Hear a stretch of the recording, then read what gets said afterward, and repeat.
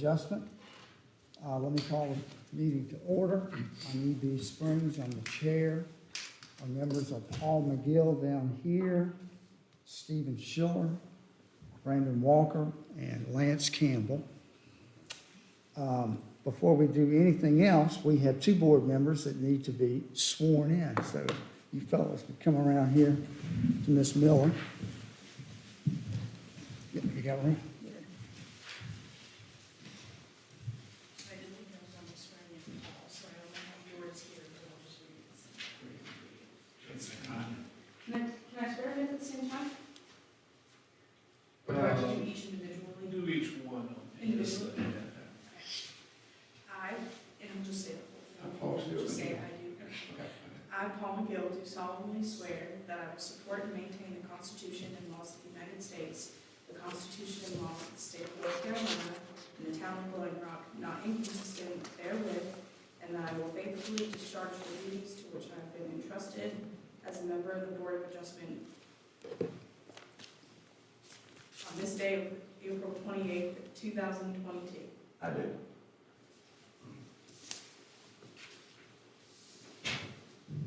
I, Brandon Walker, do solemnly swear that I will support and maintain the Constitution and laws of the United States, the Constitution and laws of the state of North Carolina, and the town of Blowing Rock, not inconsistent therewith, and that I will faithfully discharge the duties to which I have been entrusted as a member of the Board of Adjustment on this day, April 28th, 2022. I do. Thank you very much. Let me talk about time. We have a rule that we put on ourselves that if we're still in session at 8:30, we stop and we discuss among ourselves, including you, if we're absolutely confident we're going to be finished by 9:30. And if at 8:30 we have doubts about that, we go stop. We pick a continuation date at 8:30, and that's it for the night. If at 8:30 we think, oh, we're almost there, surely we'll be through by 9, and everybody's pretty much in agreement on that, we'll keep going until we wrap up. So that's the time thing I want to make you aware of. We have an agenda, and way down at the bottom of the agenda is other business. I want to I want to move that to this point and run something by my fellow board members.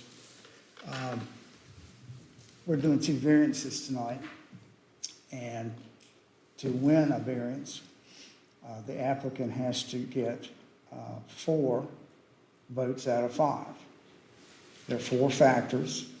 They've got to get 4 votes on all 4. They can lose one of us, but that's all they can lose. We can hold a variance hearing with 4. But the applicant has to get all 4 of us on all 4 factors. He doesn't have any room for losing anyone on any point. Folks coming in here seeking a variance, they have a lot riding on it. They have expenses. Most of them have already spent a good deal of money in preparation for seeking the variance. And I want to run by my fellow board members, whether we ought to, and we won't decide tonight, but start thinking about putting a rule on ourselves that if we only have 4, if I got hit by a bus on the way here and there were just 4, we'd come in and sit down and turn to the applicant and to the town. The town is a party. We must always remember that. The town can appeal one of our decisions. But make a rule that if there are only 4 of us, something happens and someone can't make it, we sit down and turn to the parties and say, are you okay with us going forward with 4, just 4, knowing you have to win all 4 on all 4 factors. And if they're agreeable to it, both sides, we'll continue on with 4. But if not, we'll go ahead and continue it. To give them a little more breathing room. If you would, fellow board members, just kind of chew over that, and we'll kind of go slowly on it, but at some point, maybe we want to vote on that. And maybe adopt that rule, maybe not, maybe not. I have nothing else in the way of concerns or new business. Anybody else have anything? Okay. We the board members received copies of the minutes of the last meeting, which was on Wednesday, December 15th. I've looked over the minutes, and I assume everybody else has. Does any board member have any addition or correction to make to the minutes of our Wednesday, December 15th, 2021 meeting? Anybody? No. Mr. Shaw, I believe you did. I'm going to let Well, you. You got to put it on the record. Okay, there were two. My name is spelled Stephen, not Steven. That's in the first paragraph, the first page. I think it's the fifth paragraph of the third page. It says Mr. David. It should say Mr. Davis. The third page. Well, I can't remember. I thought you already had. Here it is. Let's see. No, it was very clean. I mean, those are very minor. No, that's all right. It's a correction. A correction is a correction. Here it is.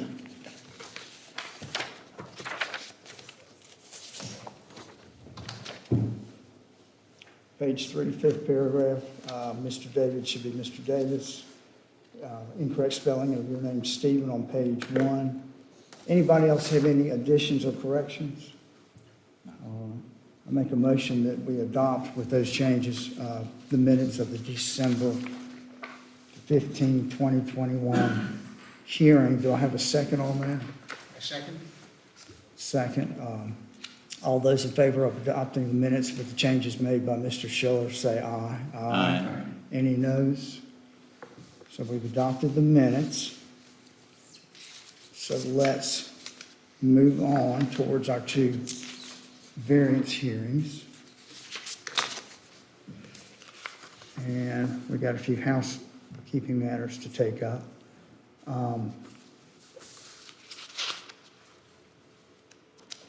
Speaking to applicant Bernard Franson, am I saying it correctly? Yes, sir. His case, and I'm talking to the board members, does anyone have any conflicts or bias that would require them to recuse themselves from Mr. Franson's hearing? I don't. No. I don't. No. All members have said no, they don't have any bias or conflicts, such as family relationships or business relationships.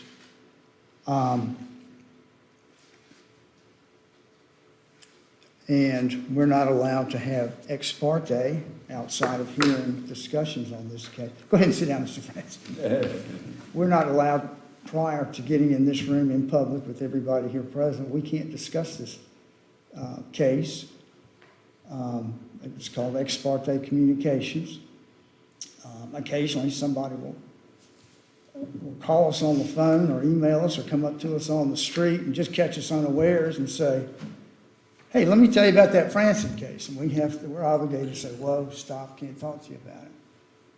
So does anybody have any ex parte conversations or unsolicited, somebody trying to come to you and talk to you on the Franson case? Anybody? Nope. No. No, all members have said no.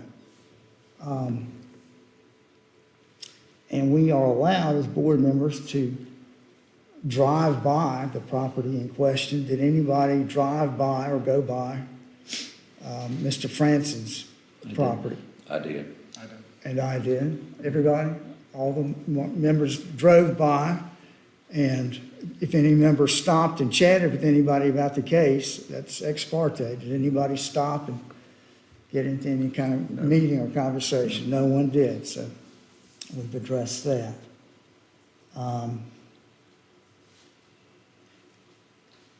Does anyone here feel like they have standing, a neighbor, for instance, to come into this case, that they feel like they may be harmed if this case doesn't go the way they think it should.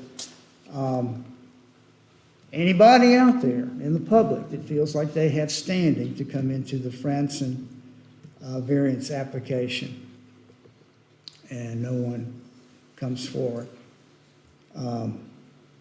Mr. Johnson from the town tells me that he hasn't heard from anybody that wants to be a witness in this case by way of phone or Zoom or whatever.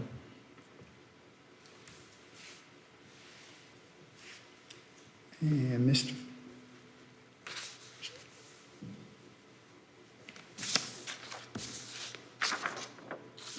Franson, Ms. Taylor Miller is going to keep the minutes of this, and she works for the town. Knowing that she works for the town, do you have a problem with that? You okay with that? No, fine, sir. Is the town okay that Taylor Miller works for the town? Is an employee of the town? Okay.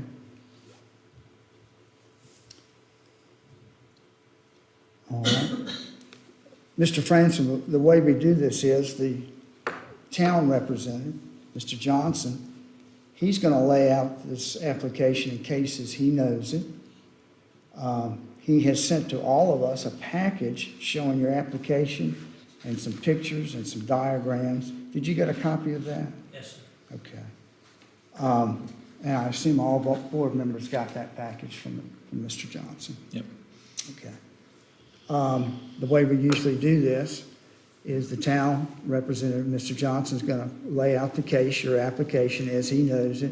He's going to display the pictures that are in the package we got, and he'll display the diagrams and basically tell us what his understanding is of what you want to do. The town could take a position on this. They could fight you or they could cheerlead you. I've never known them to do either one. They, in my experience, have always taken no position. But I'll make you aware they could take a position if they wanted to. He will lay it out. You will be allowed to question Mr. Johnson. And we as board members will ask him any questions that we're inclined to ask. And then it would be your turn to add to what he said or put it in your own words, make your presentation. If you have any witnesses to assist you, you could have them then testify. And if Mr. Johnson wants to question you about what you've said to us, he could if he wanted to. And then we would ask you questions if we have any questions of you. After that is done,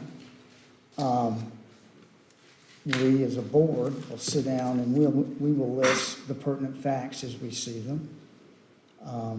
We have a little form, a little cheat sheet that we use as our guide so we don't forget anything important. And it lists some things that are the basic facts for every case, but we may have many more facts to add. I flip over and put them on the back of my packet if I have any more facts. And then after we get all the facts listed, and have discussed that amongst ourselves in front of everybody, and we may continue asking you questions while we're coming up with our list of facts. Then we will turn to conclusions of law, and we'll discuss amongst ourselves and in front of you, just basically a roundtable discussion, your case and how it fits with factor number 1, factor number 2, factor number 3, factor number 4. And we'll just have a discussion right here in front of you. And you may hear members saying, I don't think he meant number 2. I don't think he meant it for this reason. You may not hear anything like that. But after we've discussed it, and maybe ask more questions while we're discussing it, then we will close the evidentiary hearing, and we will run through the factors and take a vote. And at the end, we'll see how you do.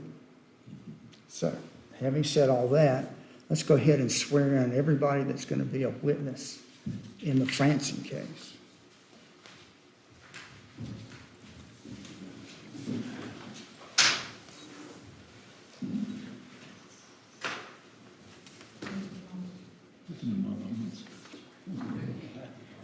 It's a hard sell.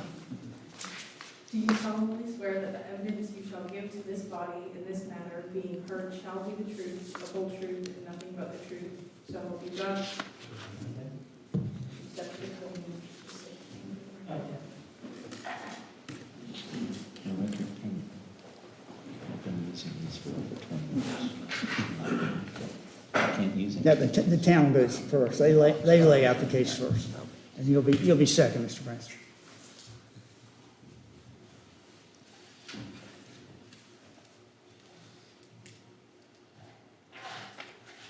Thank you, Board.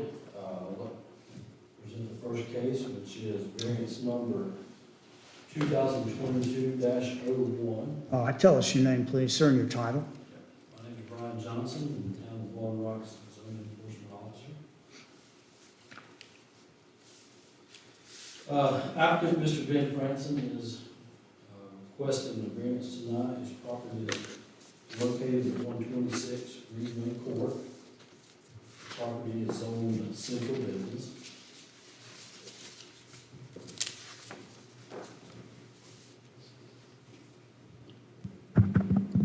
Okay, now maybe you can hear me a little better. I've got it pulled up on the screen here as well, Mr. Franson's property, and you have this same map in your packet. Mr. Franson's requesting a variance from parking space dimension requirements, which is section 16-20.6. In your packet, you do have photos, and it seems like most of y'all have actually rode by to take a look at the property. In the packet, there's also a survey that we can look at as well. But Mr. Franson's requesting a variance from the land use code, which requires parking space width of 9 feet by a length of 19 feet. He has 19 feet, but the request he's looking for is to allow an 8-foot width, basically a foot of variance from that. The area in question he's looking at, there is some site plans there that you can look at. He currently has one parking space in front of the building, directly in front of the building along Greenway Court, that meets the dimension requirements. The area he is looking at is to the left there. I think he has a vehicle shown there. Can you put that up, that diagram?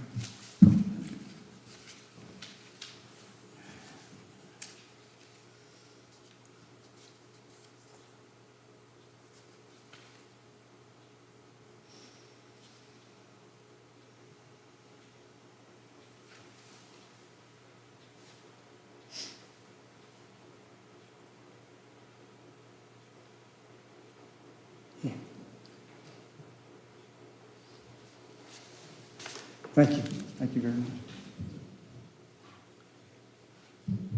So the vehicle, as I mentioned before, the vehicle in the lower portion of the screen, that's the parking space that he currently has now.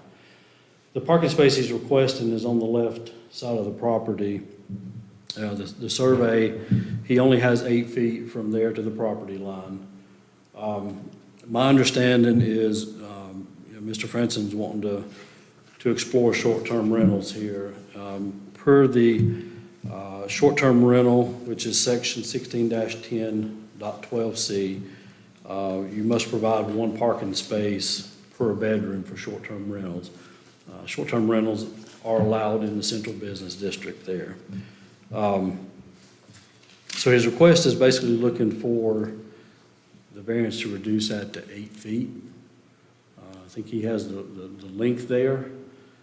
There will be some modifications to the building that he'll have to make. There's some appendages to the building. There's some HVAC on that, but that's something that can be addressed during the zoning and building permitting process if the variance is granted. I can refer you to the survey as well. Bit.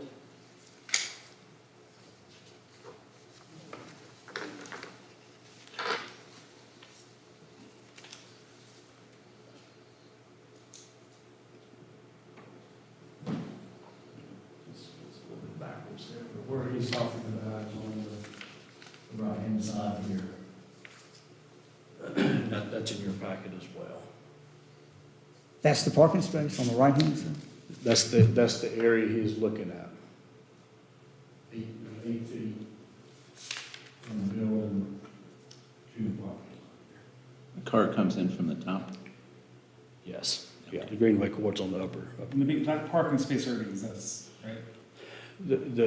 That one does not. I mean, it don't meet the 9 by 18 parking, Is that only for short-term rental?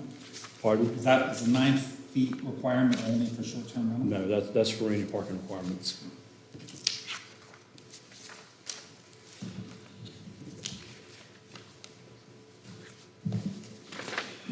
There is two letters in your packet from Mr. Franson. I think basically outlining his request as well. May give you a little insight to what his plans are.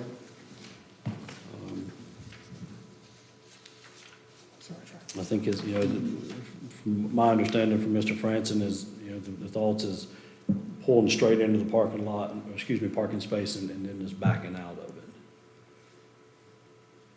So you're looking at a foot width reduction, 1 foot.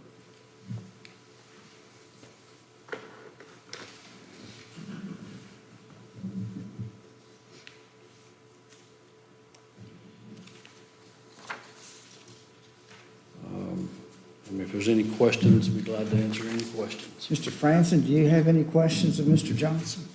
No, he articulated my concerns. Okay.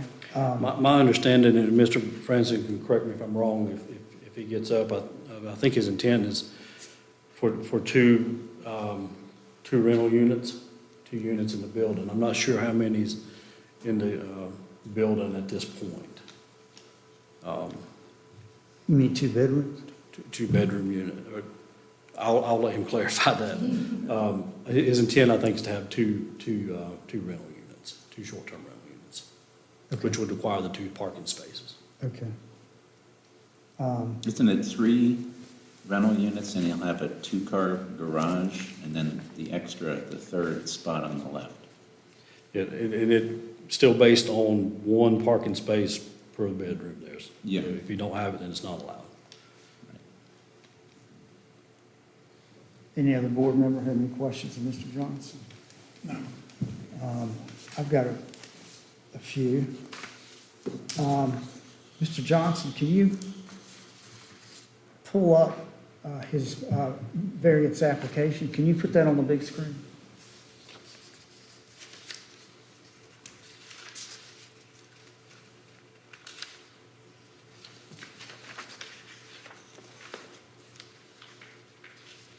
There it is, right there. Down on number 3, describe the request. He starts out by saying conditional use permit. What's that all about? John Warren told me that it was a conditional use permit, and then Mr. Rothrock said, no, it's a variance. So that's where we think so it was. Okay, all right. It should have been removed, but it wasn't.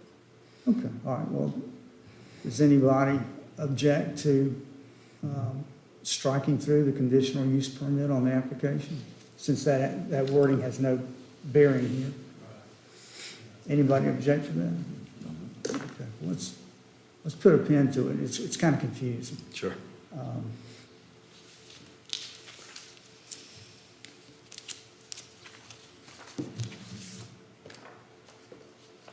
Let's see.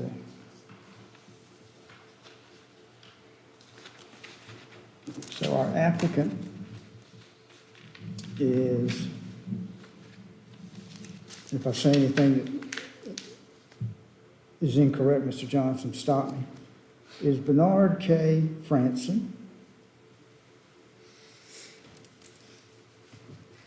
And the owner of the property is Bernard K. Franson. Correct. And the address is 126 Greenway Court, Blowing Rock, P.O. Box 2308.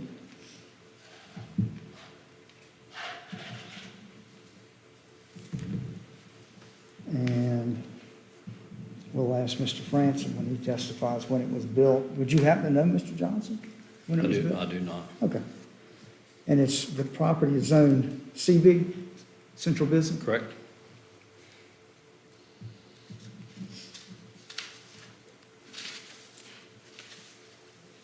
And so you're telling us that he wants a waiver or a variance from the requirements of Blowing Rock Ordinance, Section 16-20.6, which requires a 9 by 19 feet, was it?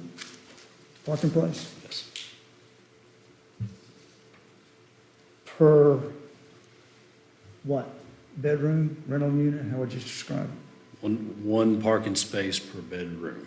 Per bedroom.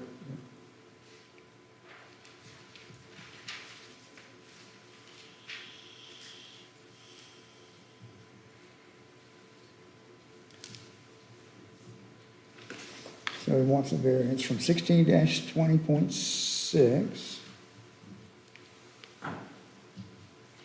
And you've laid out how that's worded here on your staff report under the background, which is appreciated.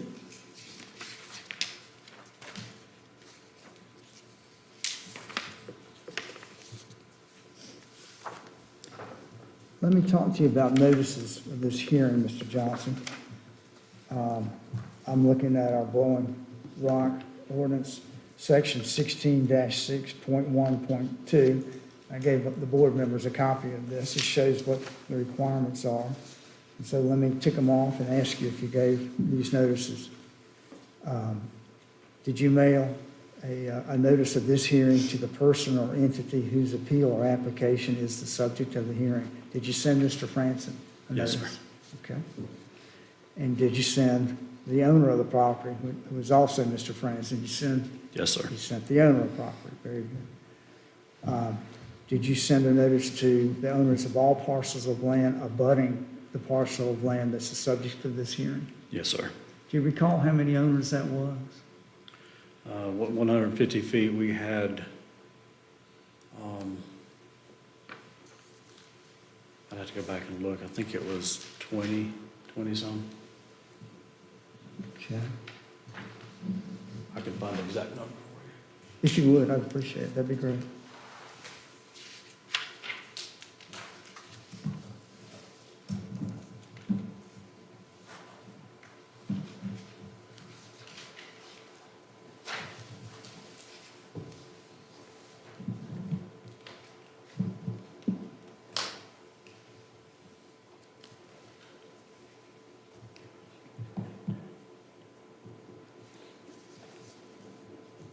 Twenty-one.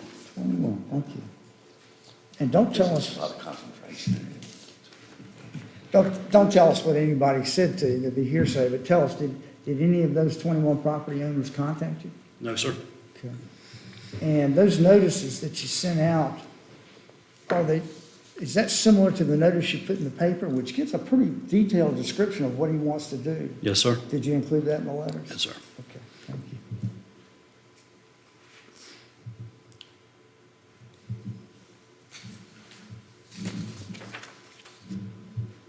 Let me ask you this. What Mr. Franson is proposing, do you see any way that it would impair emergency vehicles such as fire trucks or ambulances if he got his variance from 9 feet down to 8? Not that I'm aware of. And do you see anything, if he got his variance from 9 feet down to 8, that would create a fire hazard? I don't know if I can answer that. Okay.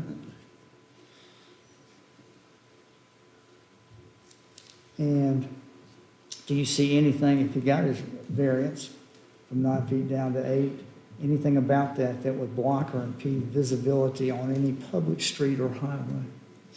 No, sir. Do you see anything about his variance, if he got it from 9 feet down to 8, that would be contrary and detrimental to the public health and safety? I don't think so, no.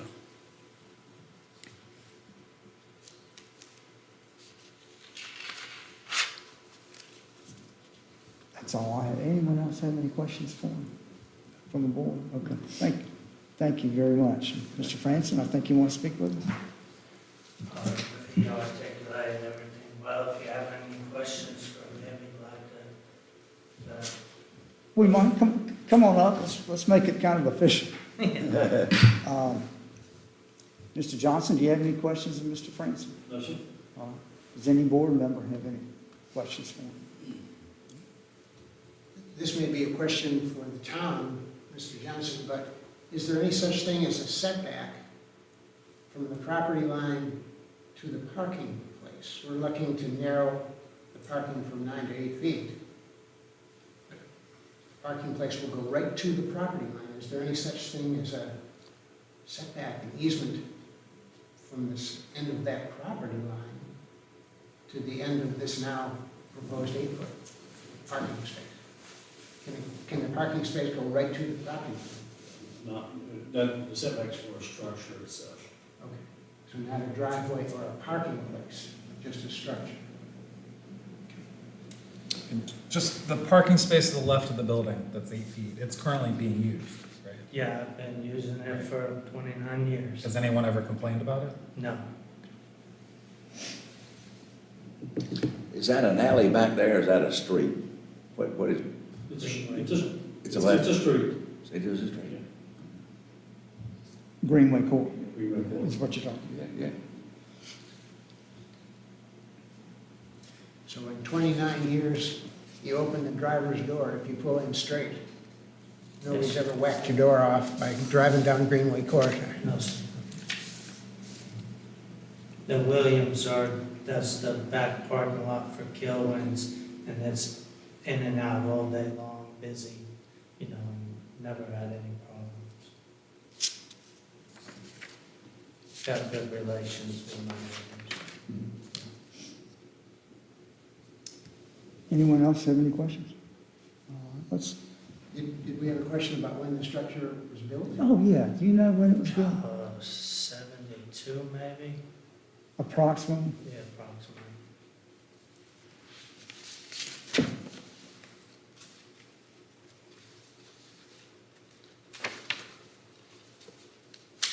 Corellas were the owners, three sisters. Okay. They had it built. Any other questions of Mr. Franson? Thank you, Mr. Franson. You could take your seat.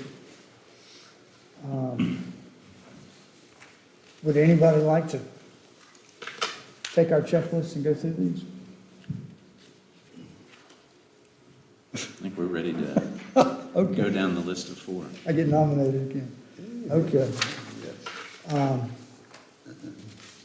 So we're looking at variance application number 2022-01. And the hearing date today is April 28th, 22.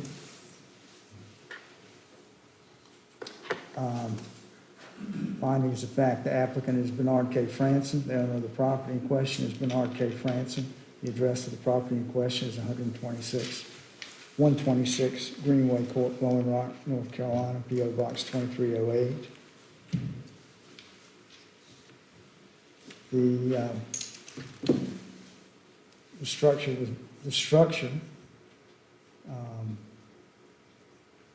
The adjoining structure was built in approximately 1972. The property is zoned CB, Central Business.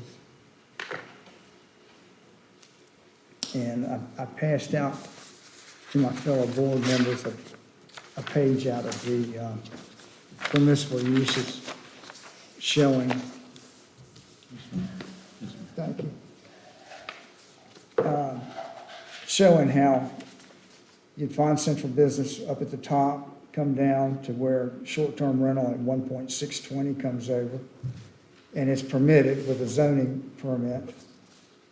My understanding is the zoning permit is just basically like a business license. It's going to be allowed there, but you want to know about it. And the town wants to probably charge a fee, or do they not, Mr. Johnson, for the zoning permits? So So it's allowed, as long as you go get your permit to do it. The applicant wants to do the following, which would violate zoning regulations and require a variance. He wants to have a 3-bedroom short-term rental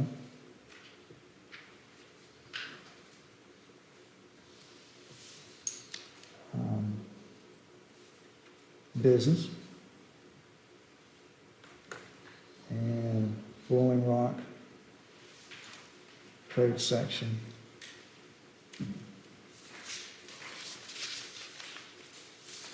Mr. Chair, can I add on that? Hmm? The photo you see with the vehicles in it, showing those 2 vehicles. Yes. Can you pull that up real quick? Sure.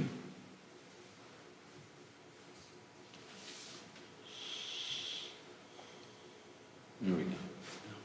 The 2 he has shown, you see my cursor right there, he will have to make building modifications Right. to acquire those. But he's not seeking a variance. No, but they will have to meet the parking dimensional requirements as well. But I think from what he has measured out, and you can correct me if I'm wrong, that those will. But you know, there'll be a building permit for that as well. Right, right. And also, probably to clarify, the one that he's asking for, that we clarify that it's just for 1 space.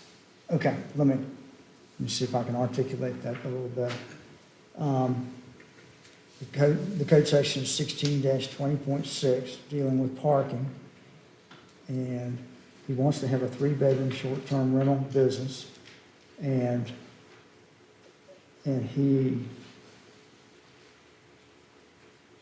to acquire the 3rd necessary parking place. He will need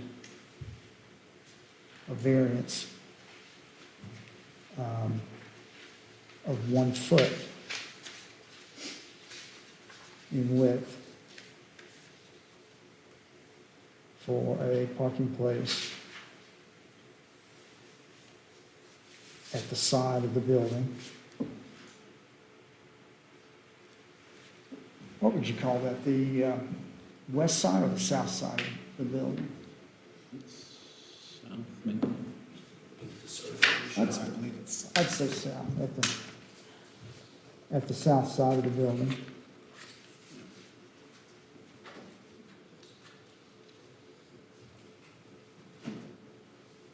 There is a parking place there now.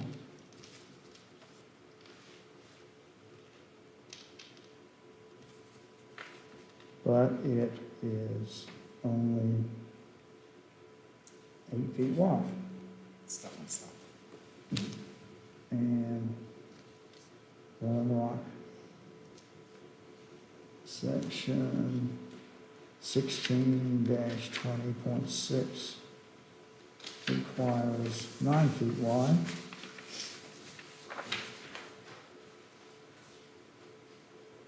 The parking place already meets length requirements.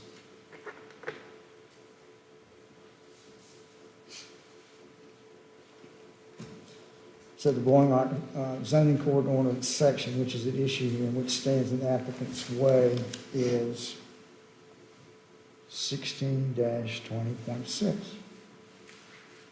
And I've already articulated what it requires. It requires a 9 by 19 foot parking place.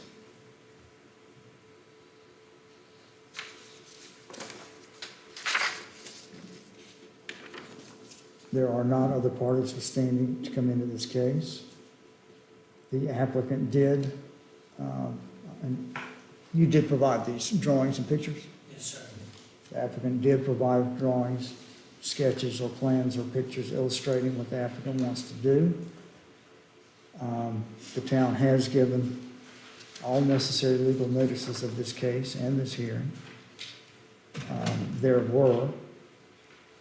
was proper notice of this case and hearing given to all property owners with property abutting the parcel of land which is at issue here, and proper notice was given to any other persons entitled to receive notice. Notices were sent to 21 property owners. The applicant did receive a copy of the planning director's staff report prior to this hearing. There were not other witnesses in this hearing besides the applicant and what's your title again, Mr. Johnson? Zoning enforcement officer. Zoning Enforcement Officer Brian Johnson. And period.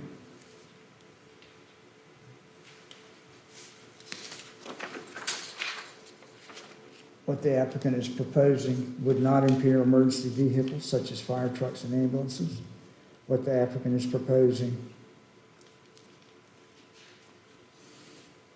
would not block or impede visibility on any street or highway. What the applicant is proposing would not be contrary to public health or safety.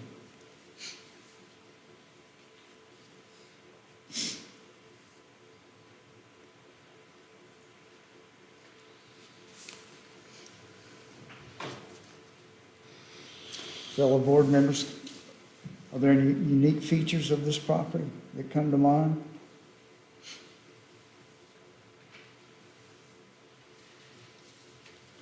It seems to me that the location of the parking place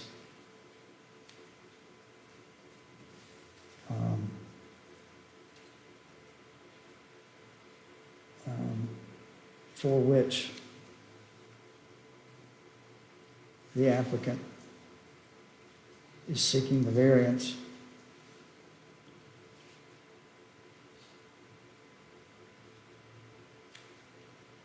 is very open and not restricted on the south side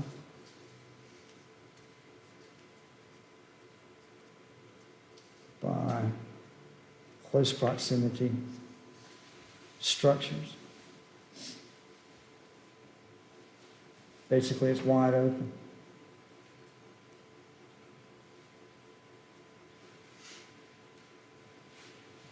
And other vehicles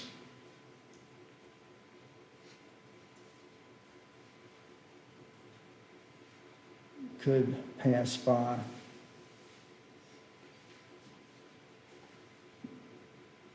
the parked car in the parking place with ease.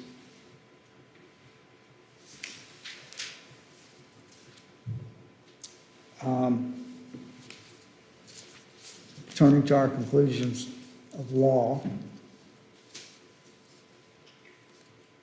does anyone feel like they need to discuss or take up our first factor? Or are we ready for a motion and a vote on the first factor?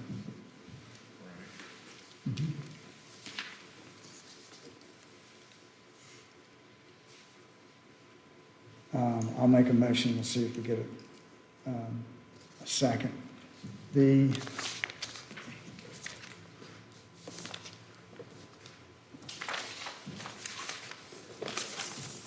Our little handbook from the UNC School of Government.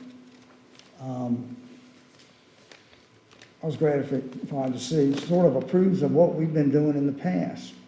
It says it's a useful and unusual practice for boards to phrase motions regarding a variance in the affirmative to approve, even if board members intend to deny the variance. In other words, it's like the verdict form on a criminal trial, guilty or not guilty. And the judge always puts guilty on the top and not guilty on the bottom, and he's not trying to send any signal. He's It's one or the other, so we've been making a motion to approve, and somebody seconds it, and it gets us to the voting point. Even if we're all going to have made up our mind, we're going to disapprove that factor to get there. Out of routine, we've been making a motion to find that he's met the requirements and approve it. Somebody seconds it, and then we go to a vote. Does that make sense to everybody? Yes. Just as our practice. So I'll make the motion that based upon the evidence presented and the facts shown, the Board of Adjustment finds substantial material and competent evidence exists to conclude that in this case, unnecessary hardship would result from the strict application of the regulation. Do I have a second for that Second. motion? Mr. McGill seconded. Mr. Walker was right behind him. So we have a second.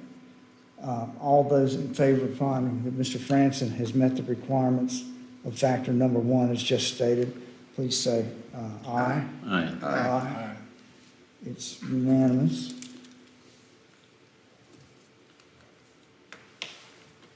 We'll turn to number 2. Does anybody feel the need to discuss any further the second factor, or are we ready to roll into a vote on the second factor? Ready.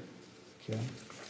I'll make the motion that based upon the evidence presented and the facts shown, the Board of Adjustment does find substantial, material, and competent evidence exists to conclude that in this case, the hardship results from conditions that are peculiar to the property.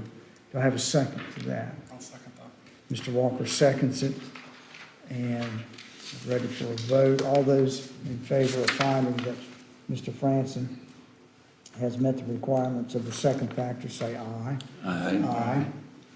Any noes? It's unanimous. Aye.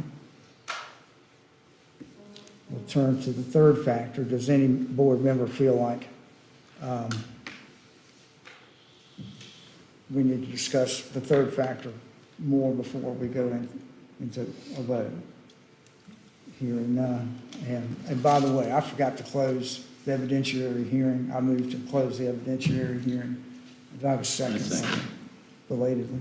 Sorry about that. We have a second. All those in favor of closing the evidentiary hearing, say aye. Aye. All right, moving on. Number 3, no one felt the need to discuss it any further. So I make the motion that based upon the evidence presented and the facts shown, the Board of Adjustment finds substantial material competent evidence exists, can conclude that in this case the hardship did not result from actions taken by the applicant or the property owner. Do I have a second on that motion? I'll second. Mr. Schiller has seconded, and as we vote, all those in favor of finding that Mr. Franson has met the requirements of factor 3 say aye. Aye. It's unanimous. He has met that one. We turn to 4. Does any board member feel the need to discuss factor 4 any further before we move to a vote? Hearing none, I make the motion that based upon the evidence presented and the facts shown, the Board of Adjustment does find substantial material and competent evidence exists to conclude that in this case the requested variance is consistent with the spirit, purpose, and intent of the regulation, such that public safety is secured and substantial justice is achieved. Is there a second on that motion? Second. Mr. Walker again, seconded. We're ready for a vote. All those in favor of finding that Mr. Franson has met the requirements of factor number 4, please say aye. Aye. Aye. It's unanimous that he has met number 4.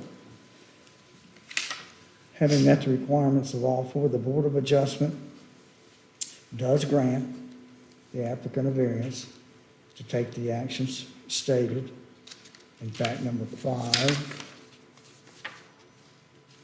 above. Yeah. And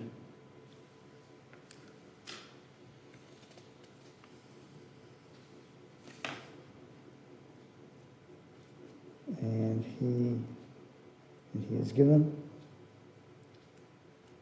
a variance for a parking space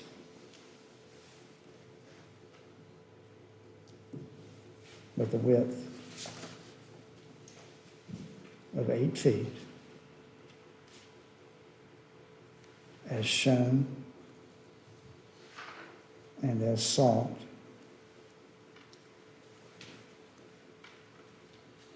in his application package.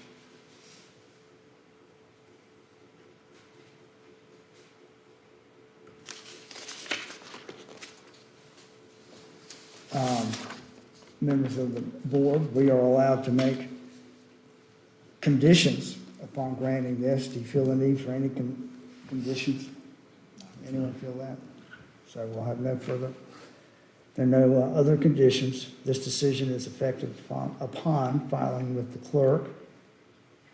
And the Board of Adjustment did adopt the above listed conclusions of law by a vote of unanimous. And Madam Clerk, I'll type these up over the weekend and get them. I'll email a Word document to you probably over the weekend, and we'll get together and I'll sign it next week. So, Mr. Franson, you've gotten your variance, and unless somebody needs to take a restroom break, we'll move to the next one. Anyone need a break? Let's take 10 or 15 minutes. What the heck? 10-minute break.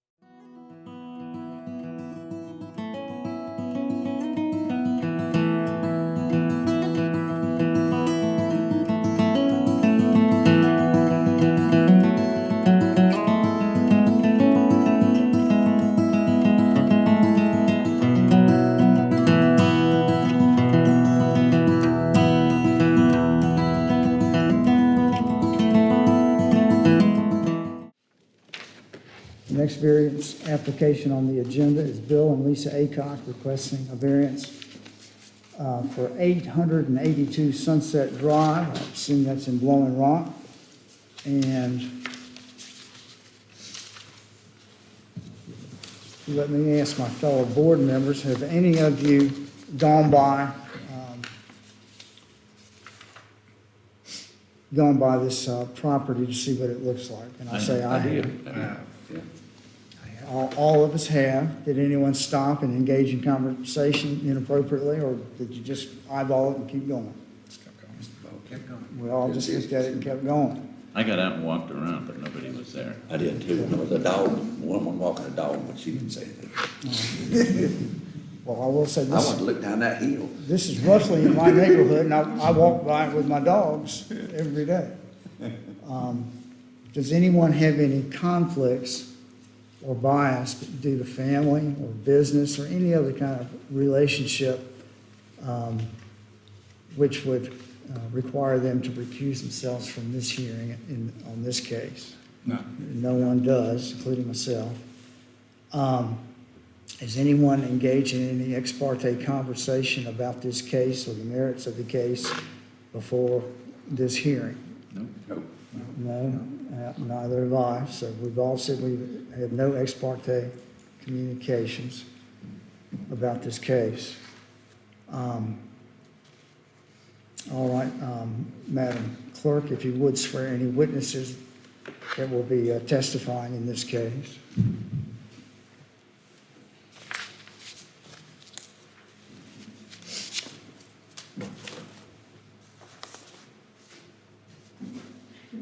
Do you solemnly swear that the evidence you shall give in this body in this matter being heard shall be the truth, the whole truth, and nothing but the truth, so help you God? I do.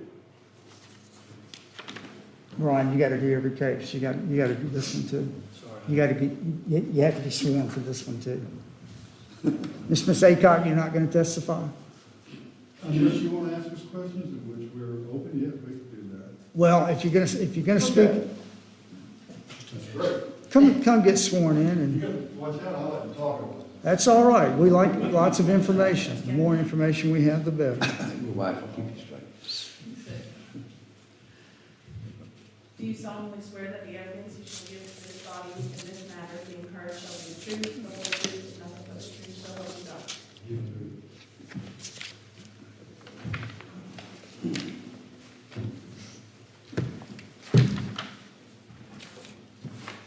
Now,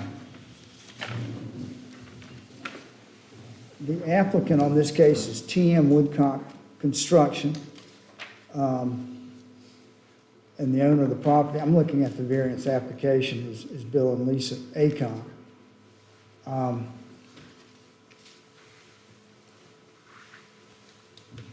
And I know you heard me say it on the other case, but I really should tell you as well the way this works.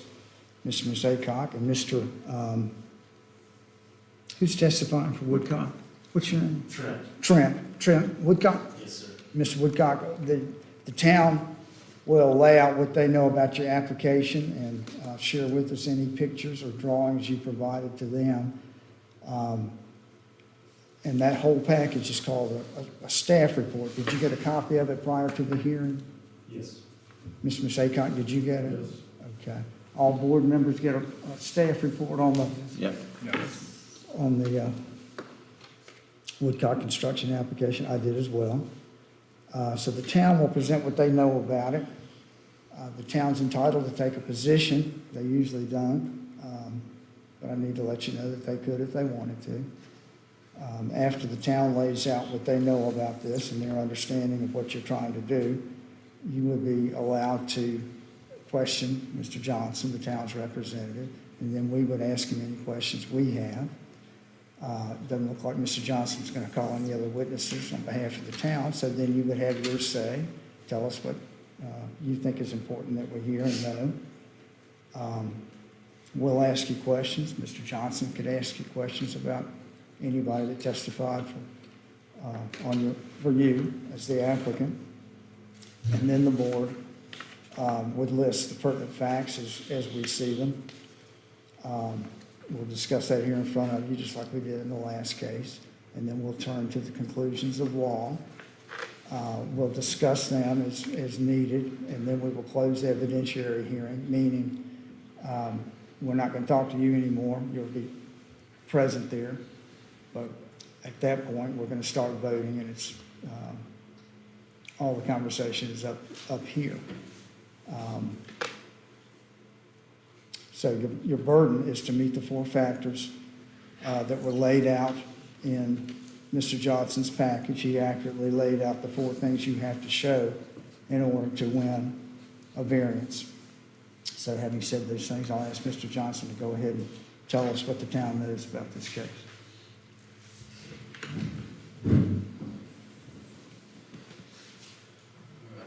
Second variance case tonight is variance number 2022-02. Mr. Trent Woodcock, on behalf of Bill and Lisa Aycock, is the applicant. Location Sunset Drive, the address is 2B. I'm sorry, I forgot something. Is there anyone here that feels like they have standing to come into this case? And that means to have standing, you must feel like if this case didn't go the right way, you or your property would be damaged. Is there anyone here that feels like they have standing to come into this case? And there is no one that answers. I'm sorry about that, I forgot. Please continue. Location of Mr. and Mrs. Aycock's property is on Sunset Drive. Vacant lot at this time.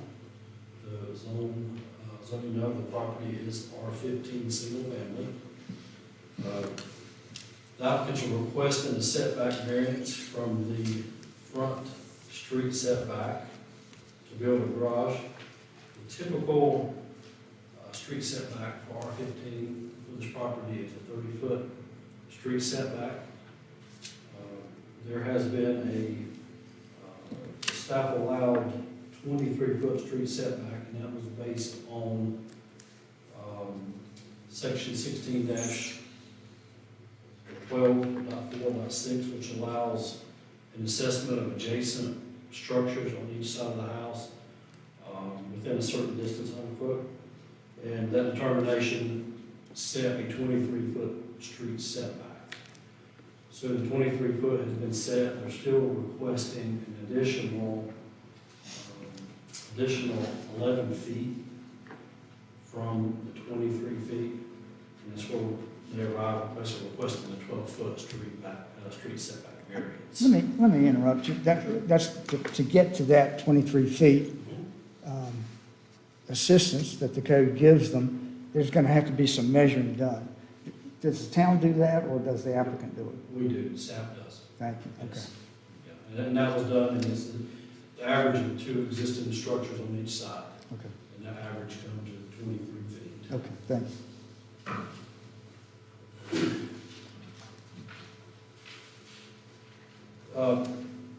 The applicants are proposing a single-family house and a garage. The house that they're proposing is meeting the 23-foot setback, so there are no issues with the main structure they're proposing. What they're looking at is the garage, which would be below, and maybe to clarify, there's an existing driveway on the property now that used to serve the structure below. It's a house owned by Kent Harbutton. Previously served that house. Those properties were subdivided, and during that time, there was a deed that relinquished basically the use of that driveway for the property there. So it will just serve the subject parcel here that the Aycocks owned. So it's your understanding there used to be an easement and there no longer is? Correct. Thank Yeah, the property owner forego easement when the lot was subdivided. My understanding, and they can correct me if I'm wrong, but the intent is to use the existing driveway that's there. And obviously everything else during zoning and building approval will have to meet all of the building and zoning codes that's applicable. We do have some requirements for driveway grades. So we'll have to make sure that's met with the existing driveway. I'm pretty sure is to utilize the existing driveway that's there.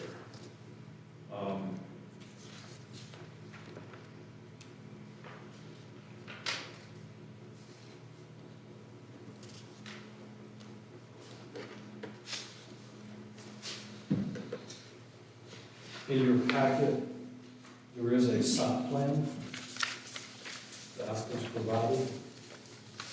I can pull it up real quick for you. Sorry, my computer keeps turning on. Adjust it.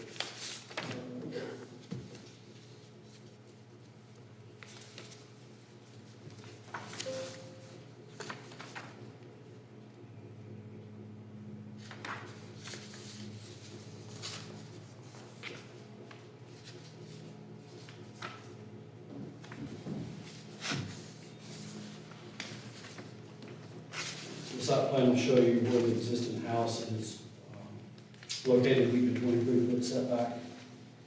And then the drawing of the upper portion of the site plan there, showing where it's proposed. So is that basically showing that the garage is gonna be right over where that driveway is? Correct. Oh, so the property down below doesn't need that access? Okay.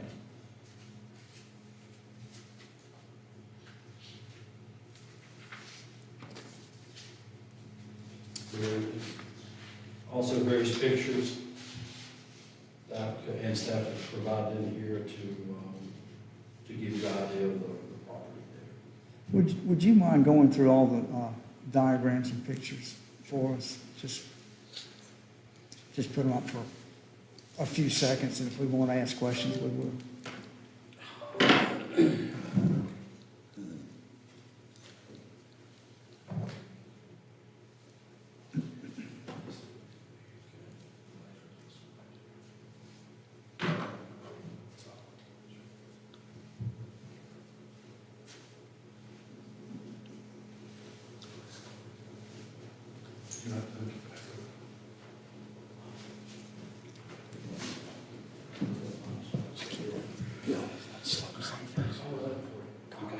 Just look on the road down here, they're all that way.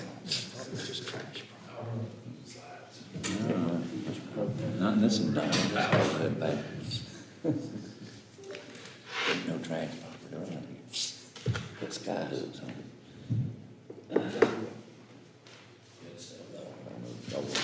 We'll go through the packet if that's okay. Yeah, if you would, and just put it up for 10 seconds or so, and then if we have no questions, move on to the next.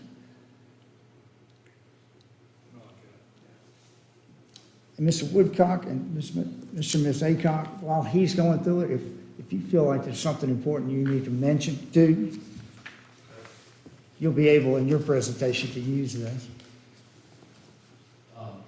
This is the survey where the property was something, that's the Tarbuck property I was telling you about, the drive use access there. The garage proposed is right here. Okay. Okay. Thank you. So.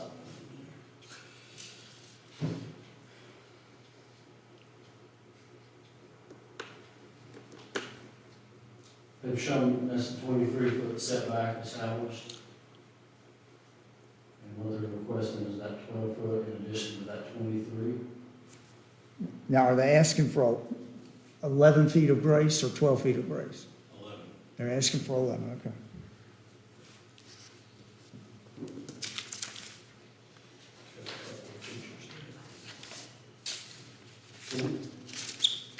This is the driveway looking down. Basically, you'd be looking at the garage, basically right there.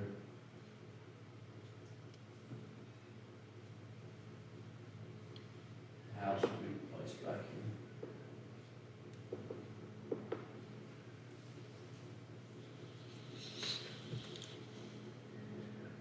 That picture will never show how steep it is. Gives you kind of an idea. This would be kind of from the garage, looking back up to the entrance of the driveway. So the house will go Main to, house sitting here. that's a pretty steep slope, isn't it? Yeah, so the house kind of to the left, we're actually building a pedestal home. to utilize the existing topo. I mean, looking at it, it almost concerns how do you even build on it, and so that's why it's so important for us to try to get the garage up on this part, because you can't build a pedestal garage.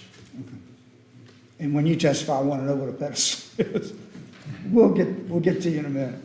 Can you keep going through the pictures just slowly, Mr. Johnson?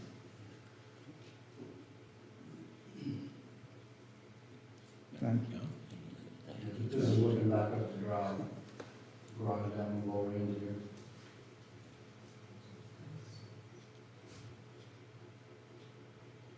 I think that's kind of below the garage. What's that, what is that thing? That's not on our property. This is, I think, just small steps down into the property at one point. I see. That's not on our property. Is that down below?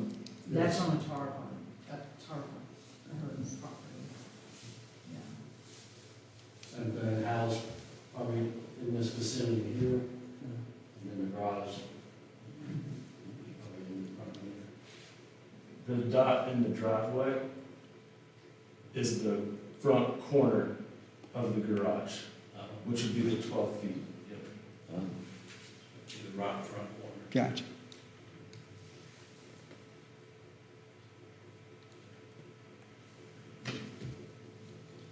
I think that's down in the property looking up.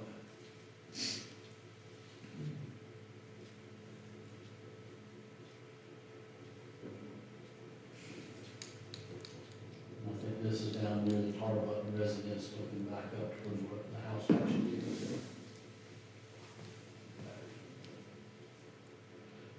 Moving on, right? This is looking back down towards the garage there. Gotcha. I think the trees that's marked in orange, I think the tree can be removed. Is that all the pictures in dining room? Thanks, sir.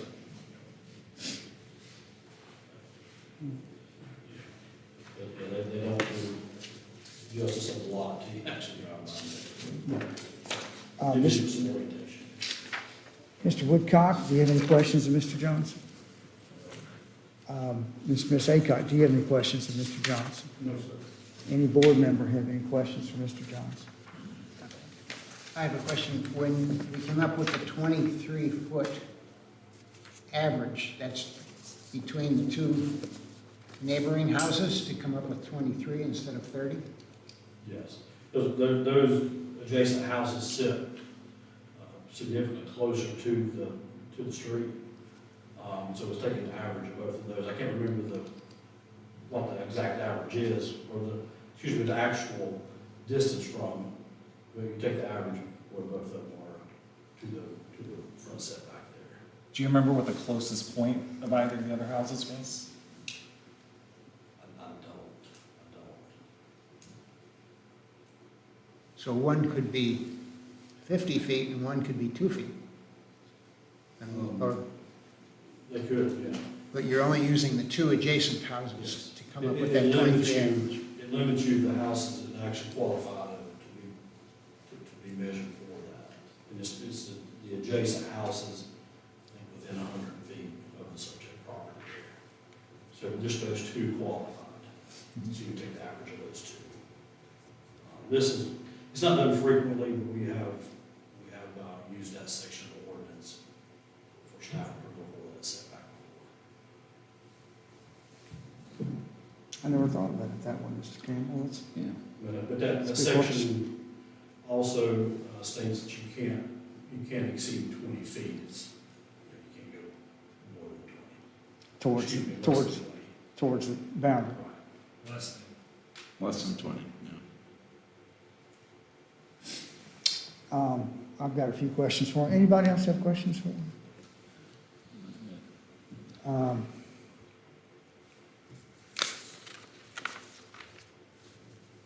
So, Mr. Johnson, it appears the applicant here is TM Woodcock Construction. Is that your understanding? Yes, sir. Is it your understanding he's acting on behalf of the property owners Yes, sir.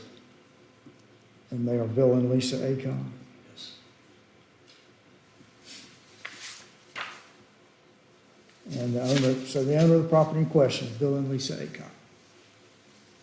And the address, 882 is what you told us.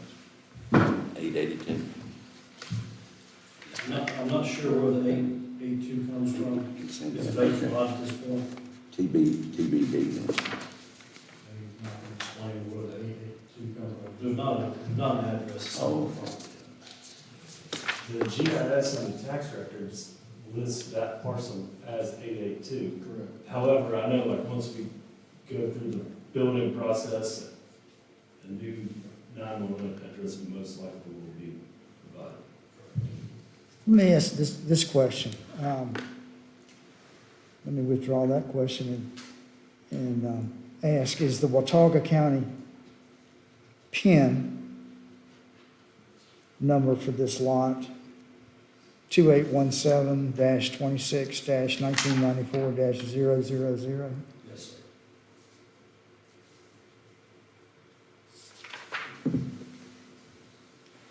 And the lot has also become known as 882 Sunset Drive. Is that your understanding? Sure. Rolling Rock, North Carolina.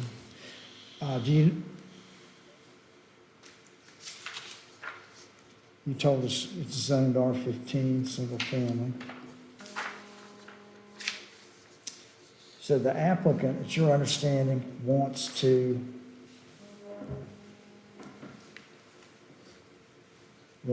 apply Blowing Rock Code Section 16-12.4.6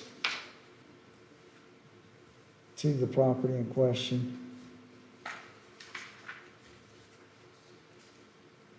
And after doing that,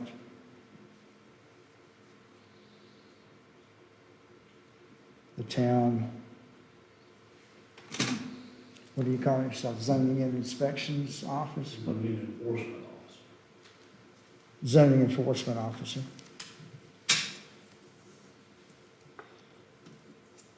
Brian Johnson. As the applicant.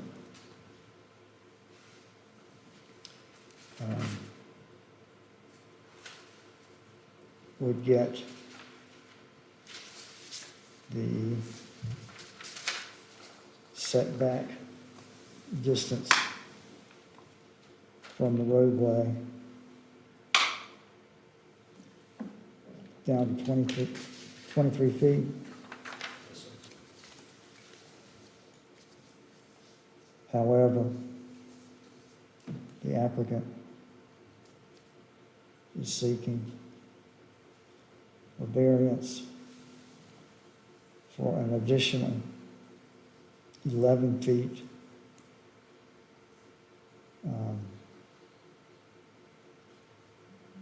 into the setback towards the road.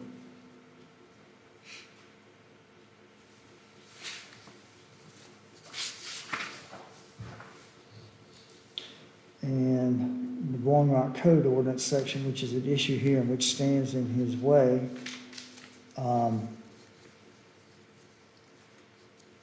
trying to decide, would that be the original ordinance that calls for a 30-foot setback, or the one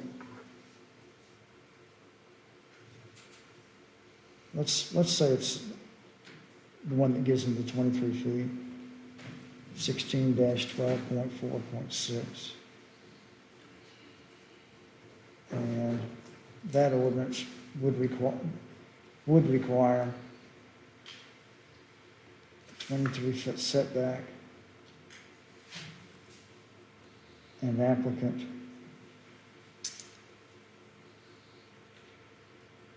wants he wants to be 12 feet back, right?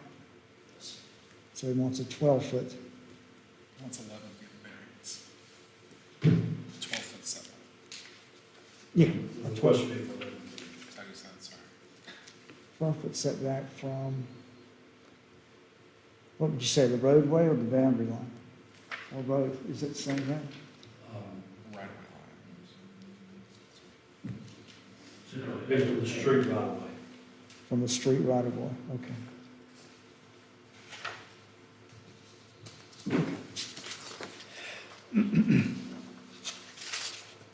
There are not other properties standing to come into this case. The applicant did provide, Woodcock provided these pictures and drawings. The applicant. The staff applicant. as well. Did provide drawings or sketches or plans or pictures illustrating what the applicant wants to do. Notice, Mr. Johnson, did you send out, did you mail a notice of this hearing to Woodcock Construction and the ACOX? Yes, sir.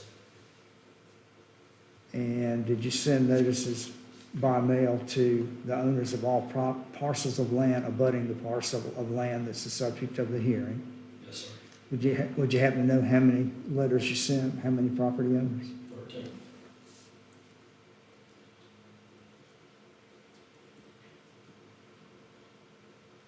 And don't tell us what anybody said, but did any of the 13 contact you after they got their notice?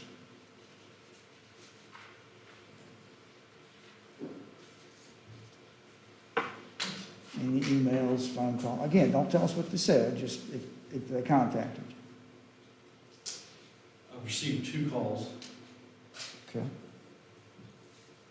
one from a Jim Mortimer, which is an adjacent property owner, Okay, don't tell us what he said. That's hearsay. If he wants to tell us what he said, he can testify.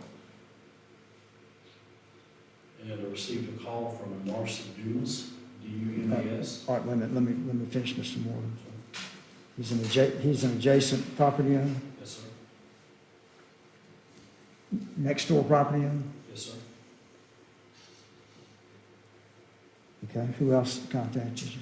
And received a call from Marcy Dumas, D-U-M-A-S, M-A-R-C-Y, M-A-R-C-Y, D-U-M-A-S. at 920 Sunset, Okay. which I believe is across the road, across the street.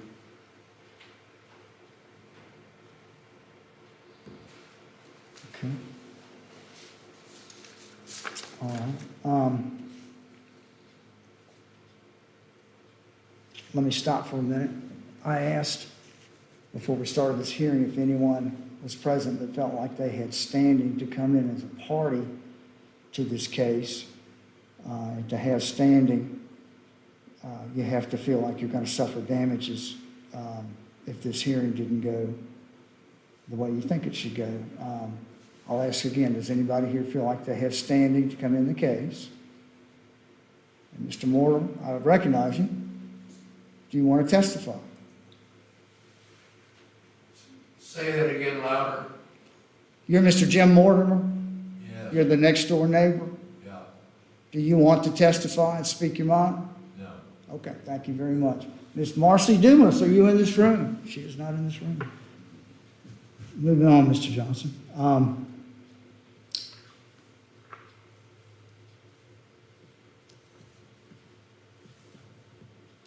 And the applicant has told us he did receive a copy of the staff report.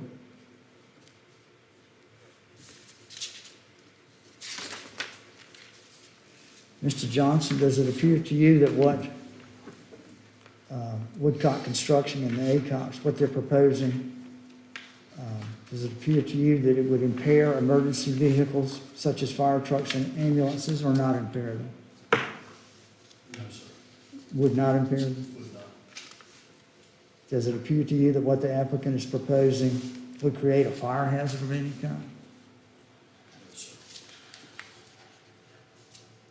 Does it appear to you that what they are proposing, this reduced setback, would it block or impede visibility on any street or highway? No, sir. Does it appear to you that what the applicant is proposing, does it appear to you it would be contrary to the public health or safety? Or No, public safety? No?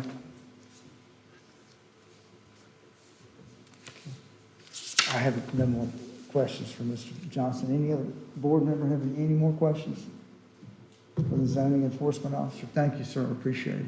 I have Go one ahead. question. How tall can the garage be under the current zoning rules? Structures are limited to 35 feet from the main primary entrance. And I'll have to let the applicant, let you know what the Yeah. proposed height is. Okay, Any more? that's all. Thank you, sir. Mr. Woodcock, you want to tell us about it? So the home we are building is, if you all went to the site, to the, facing to the right, there's a extreme drop off. And then there's kind of a flat shelf, so we're gonna build a pedestal foundation that's 20 foot by 20 foot, and then the main level of the house cantilevers off of that. What's a pedestal? Is it stilts? What's a pedestal? It's a traditional, CMU foundation, just as any house is on, just to limit the footprint, the main level, then cantilevers all four directions, so that we don't have to disturb and build this massive foundation on the slope, because it drops, I mean, based on just some existing topo, I mean, from the road to the center of the house, it's probably 20 or 25 feet drop. So that solves the house issue and allows us to not have to come closer to the road. The garage, you follow the existing line, the majority of the garage is within, it's this kind of corner. Traditionally, you move it back to fix the problem, but we can't because of the property line. And I can't shift it to the right without having to build 30-foot retaining wall with structural fill, which is why we are requesting the variance. Any questions? Does the walkway from the garage, is that on the same level as the house? Or So is that will be, does that go down? it'll be the same level, but it will be kind of a bridged deck.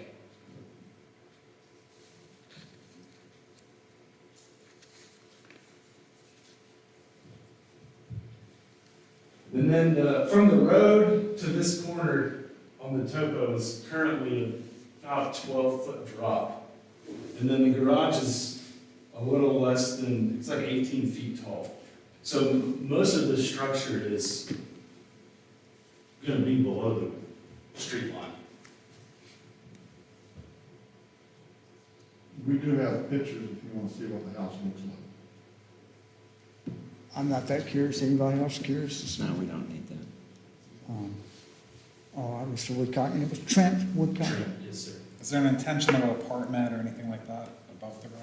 Nothing, I mean, there's no upstairs at all, just a two-car forward load garage. And what's your understanding, if you know at all, about any easement benefiting the Tar Button property next door for that driveway? What do you know? Is there an easement that you know of, an existing easement now? Not that I know of. Okay. Any other questions for Mr. Woodcock? Mr. and Ms. Aycock, do you want to ask your fellow any questions? No, I think you covered it pretty well. Okay. Do you have any questions for us? I'll ask you, do you know of any easement for the Tar Button property? No. No, there was a letter that was signed by them giving up that right. I don't have that letter, but I know there was one. It's recorded. It's recorded. It's recorded. Okay. Okay. And so the garage is as far down the driveway as you can go without going into the next property? Yeah, correct. So the dotted line is the setback. So the dotted line at the top is the 12-foot side setback. As you can see, we've got this thing jammed as far as we possibly could against the requested variance.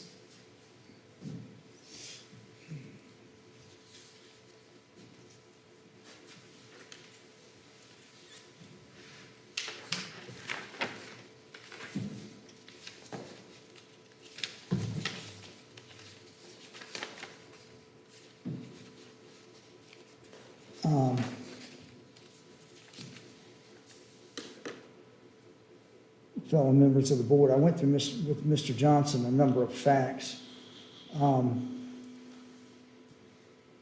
It looks to me like there's some unique features of this property which would support the applicant's application. I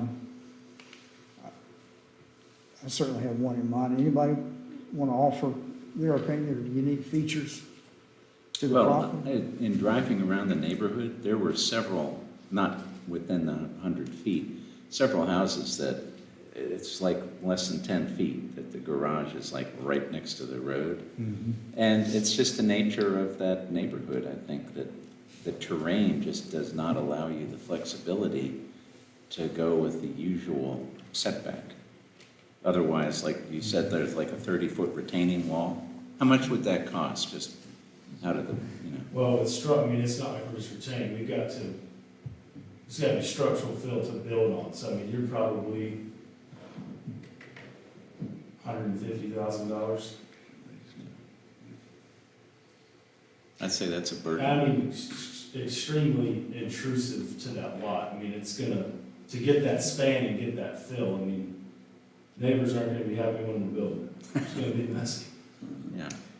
It just strikes me as to how steep the slope is where the house will go and how tight the lot is where the garage will go. It just almost forces you, if you're gonna have a garage, you've pretty much been forced into doing what you're doing. Yeah.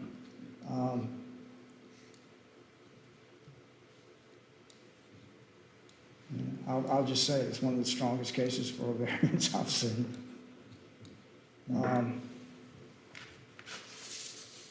Other than, I'm looking at unique features of the property, which we might list. The lot in question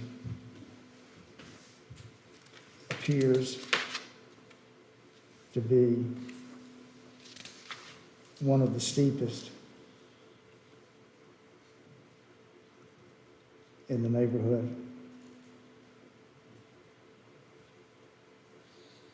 And one of the most difficult.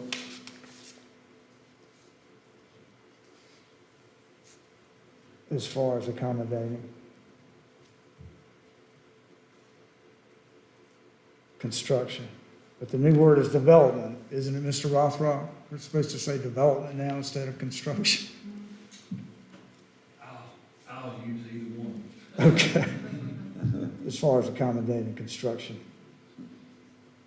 of a house and garage.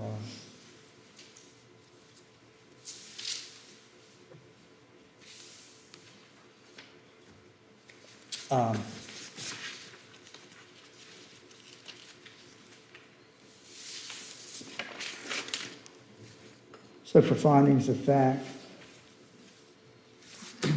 the applicant's T.W. Woodcock Construction on behalf of Bill and Lisa Aycock. The owner of the property is Bill and Lisa Aycock. The Watauga County PIN number of the property in question is 2817-26-1994-000, and the lot has also become known as 882 Sunset Drive, Blowing Rock, North Carolina. The property is zone R15. The applicant wants to do the following, which would violate zoning regulations and which would require a variance. Wants to apply Blowing Rock Code Section 16-12.4.6 to the property in question. And after doing that, and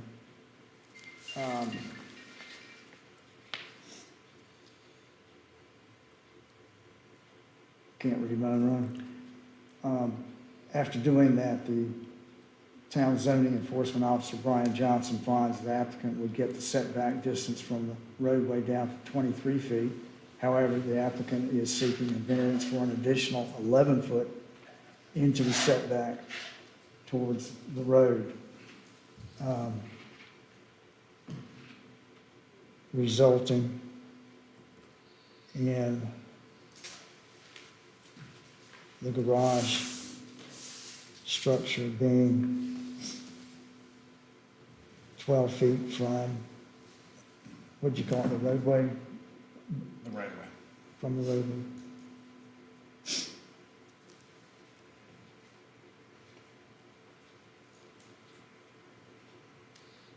So, to summarize it again, what the applicant wants to do is obtain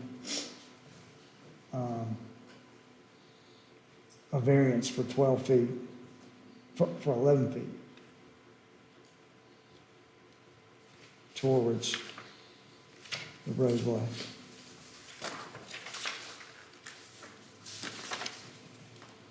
There are not other parties withstanding to come into this case. The applicant did provide drawings or sketches or plans or pictures illustrating what the applicant wants to do. The town of Blowing Rock has provided and given all necessary legal notices of this case and this hearing.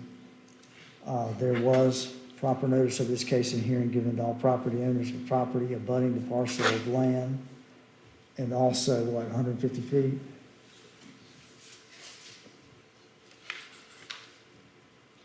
And I did it again, I forgot to make a motion to close the evidentiary hearing. Let me do it again belatedly. I move to close the evidentiary hearing at this time. Is there a second? Chairman Springs, a point of information. Yes. Mr. Johnson mentioned that there were 2 calls, and you correctly pointed out that, don't tell us what those calls involved, that would be hearsay. Yes. But if there was a particularly strident, adamantine person that had an objection, I know they could have been here tonight, Yes, they do. and they were not. Yes. Therefore, those calls are irrelevant, we can't hear them, or we don't know about them, or they're It's- irrelevant. It's hearsay. Okay. It is. If they felt strongly enough, they could have picked up the telephone and called him. They did. You got a call, right? They didn't call us. We'll take a phone call testimony, remember? Ah. They could call us. And We put the request out there for, if anyone needs to be on the web through Zoom, Yeah. we'll receive phone calls. And you had 2 calls, and Mr. Mortimer's here. Mr. Mortimer could speak if he so desired. And Ms. Dumas could too, Okay. either live or on the phone. Okay.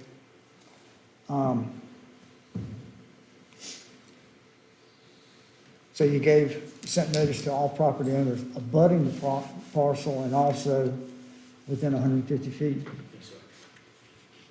And you sent 13 letters to 13 owners.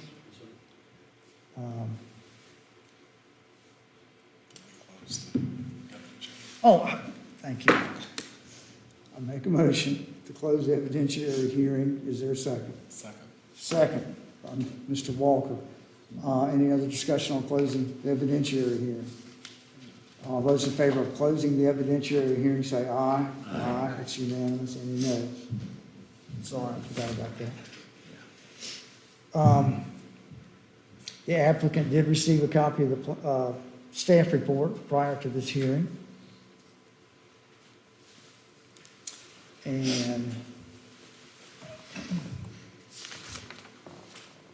what the applicant is proposing would not impair emergency vehicles such as fire trucks and ambulances.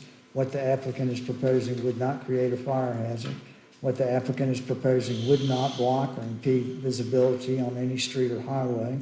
And what the applicant is proposing would not be contrary to public health or safety. Unique features of the property include the lot appears to be one of the steepest in the neighborhood and one of the most difficult as far as accommodating construction of a house and garage. I'll make a motion that we adopt those findings of fact. Is there a second? Second. Second by Mr. McGill. All those in favor of adopting those findings of fact say aye. Aye. It's unanimous. And turning to the factors which the applicant needs to satisfy, the 4 factors, Does anyone feel a need to discuss factor number 1 any further? Hearing no response to that, I make a motion that based upon the evidence presented and the facts shown, the Board of Adjustment finds substantial material and competent evidence exists to conclude that in this case unnecessary hardship would result from the strict application of the regulation. Is there a second for I that motion? second that. Mr. Schiller seconds, and we'll take a vote. All those in favor of the motion of finding he has met the requirements for factor 1, say aye. Aye. Aye, it's unanimous. Does any board member feel the need to discuss factor number 2 any further before moving to a vote? No one sees any need for further discussion, so I will make the motion that based upon the evidence presented and the facts shown, the Board of Adjustment finds substantial material and competent evidence exists to conclude that in this case, the hardship results from conditions that are peculiar to the property. Is there a second to that motion? Mr. Walker seconds. Moving to a vote, all those in favor of a finding that the applicant has met the requirements of factor number 2 as just stated, say aye. Aye. Aye. Any opposed, say no. It's unanimous, yes. Moving to factor number 3, does any board member feel the need to discuss that factor any further before moving to a vote? No one feels that need. I move that based upon the evidence presented and the facts shown, the Board of Adjustment finds substantial material competent evidence exists to conclude that in this case, the hardship did not result from actions taken by the applicant or the property owner. Is there a second for that motion? Mr. Walker seconds. And turning to a vote, all those in favor of finding that the applicant has met the requirements and burden of factor number 3, say aye. Aye. It is unanimous that he has met the requirements of that factor. And turning to factor number 4, does any board member feel the need to discuss factor number 4 any further before moving to a vote? No one does. And I make the motion that based upon the evidence presented and the facts shown, the Board of Adjustment finds substantial material and competent evidence exists to conclude that in this case, the requested variance is consistent with the spirit, purpose, and intent of the regulation, such that public safety is secured and substantial justice is achieved. Is there a second to that motion? I'll second that. Mr. Schiller seconds that motion. Turning to a vote, all board members that find that the applicant has met his burden of factor number 4, and he has shown those things, say aye. Aye. Aye, it's unanimous. Any noes? It's unanimous that he has met the burden of number 4. The Board of Adjustment does grant the applicant a variance to take the action stated in fact number 5 above, and the board makes the following changes: none. And does any board member feel that we need to attach conditions to this variance approval? No other additional conditions will be attached. This decision will be effective upon filing with the clerk. Madam Clerk, I will type it up this weekend and email it to you in a Word document. If you'll get with me next week, I'll sign it. And so the Board of Adjustment has adopted, well, let me do a motion. I move that the board adopt all 4 of those factors and our vote and conclusions on same. Is there a second? Second by, it was a tie between Mr. Campbell and Mr. Walker. Turning to a vote, all those in favor of the board adopting the just listed conclusions of law, say aye. Aye. Aye. It's unanimous, no nays. So, Ms. Aycock, you got your variance. Looking forward to being neighbors. You'll see me and my 2 unruly dogs. I'm gonna see that pedestal. Yeah, I'll watch it. I'm gonna watch it being built. I'll entertain a motion to close this hearing and close this meeting. I second that. No, you got to make the motion. Oh, Go ahead. I forget what the motion is. Go ahead, do it. I move that we close this hearing and this meeting of the Royal Mountain Board of Adjustment. Is there a second? I'll second that. All right. And all those in favor of ending this evening in this meeting, say aye. Aye.